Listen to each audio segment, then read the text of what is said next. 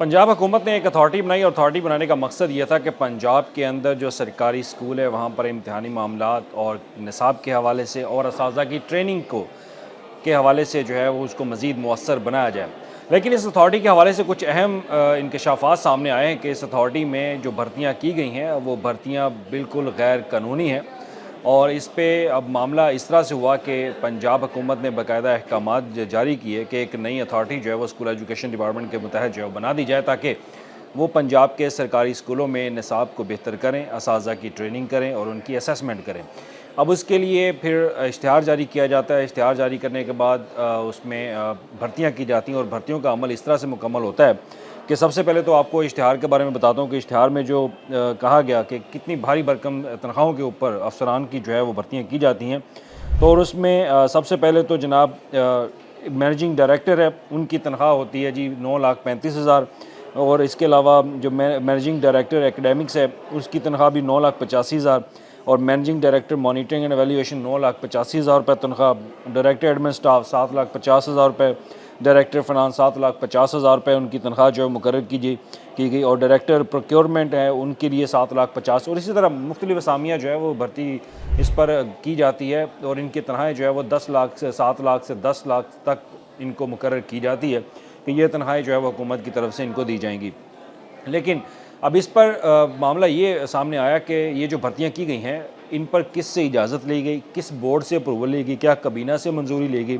तो इस पर मामला कबीना के सामने जो है वो रखा जाता है कि ये मामला सामने आया और इस पर तो ये हुकूमत के ख़िलाफ़ जाता है केस। तो उस पर हुकूमत ने कहा कि एक कमेटी बना दी जाए। तो कमेटी जो है वो एडिशनल चीफ सेक्रेटरी की सरबराही अहमद रज़ा सरवर उनकी सरबराही में कमेटी जो है बनाई जाती है और कमेटी उस पर अपनी सिफारिशात और अपनी रिपोर्ट जो है हुकूमत को सबमिट करती है।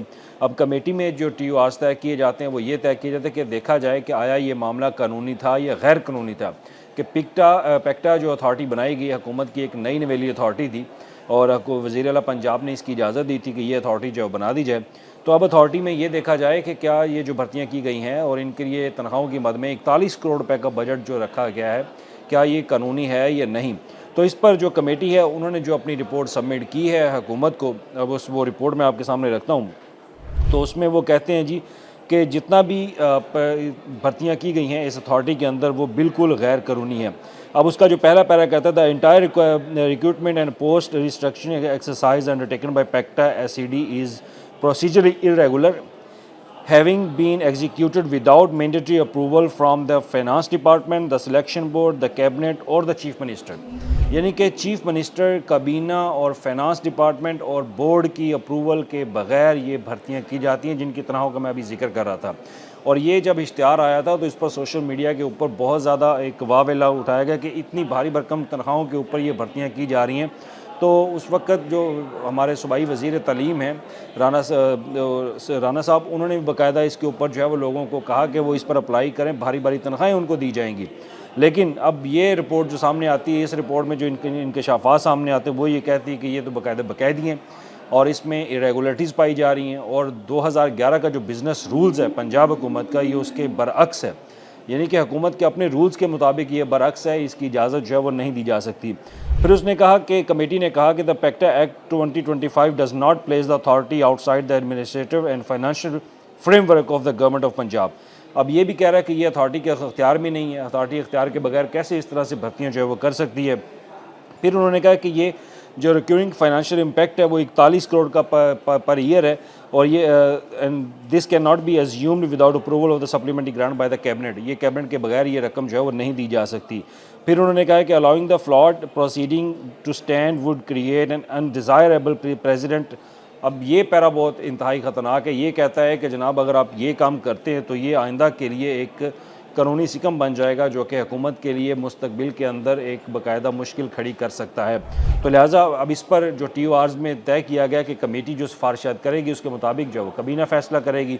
अब कमेटी ने कहा कि सबसे पहले तो अगर देखा जाए तो ये कानूनी भर्तियाँ नहीं हैं, ये गैर कानूनी है और गैर कानूनी होने के साथ साथ इसको फ़ौरी तौर पर स्क्रैप कर दिया जाए, इसको भर्तियों का अमल फ़ौरी तौर पर ख़त्म कर दिया जाए। क्योंकि अभी तक इनको तनख्वाहें जो है वो नहीं दी जा रही अकॉर्डिंग टू द डॉक्यूमेंट। अभी तक इन ऑफिसर्स को तनख्वाहें नहीं दी गई। तो अभी से ही इनकी भर्तियों का अमल जो है वो रोक दिया जाए और दोबारा से कानून के मुताबिक भर्तियाँ जो है वो की जाएँ तो फिर ये मामला जो है वो बेहतर हो सकता है। लेकिन फिर कमेटी ये भी कहती है कि काबीना के पास जो है वो अब अख्तियारात हैं, काबीना इसके ऊपर रेगुलाइज इनको कर सकती है कि काबीना इसकी पोस्ट फैक्टो अप्रूवल दे दे। अब पोस्ट फैक्टो अप्रूवल देने के बाद सवाल ये पैदा होता है कि जो चीज़ पहले से जिसमें बेकायदगी पाई गई हो, क्या काबीना की मंजूरी के बाद उसमें वो लीगलाइज हो सकती है या नहीं, तो ये एक बहुत बड़ा सवाल है।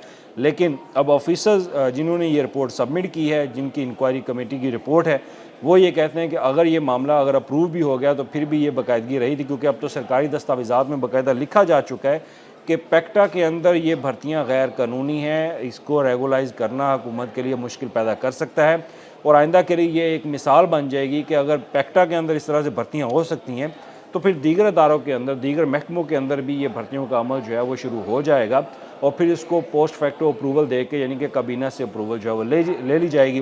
तो इसकी बाकायदा कमेटी ने मुखालफत की है और मुखालफत करने के बाद उन्होंने कहा कि ये असामियाँ फौरी तौर पर जो है वो ख़त्म कर दी जाए। अब ख़त्म करने से ये होगा कि ख़त्म करने के बाद फिर नए सिरे से भर्तियाँ जो है वो होंगी और उसमें देखा जाएगा कि क्या अप्रूवल का सेक्शन जो है वो मुकम्मल किया गया या नहीं। लेकिन ये एक बहुत बड़ा इंकशाफ है। इंकशाफ इस तरह से है कि पंजाब हुकूमत जब ये दावा करती है कि वो करप्शन की रोकथाम कर रहे हैं या तमाम तर माली इंतज़ामी जो मामलात हैं वो बाकायदा कानून के मुताबिक हो रहे हैं, तो अगर ये देखा जाए, इस डॉक्यूमेंट्स को देखा जाए, इस समरी को देखा जाए, तो ये तमाम तर चीज़ें जो है वो हुकूमती फ़ैसलों के बरअक्स जाती दिखाई दे रही हैं और इसमें हुकूमत के अपने जो रूल्स हैं, रेगुलेशंस हैं, उनकी खिलाफ वर्जी की जाती है इस अथॉरिटी की तरफ से।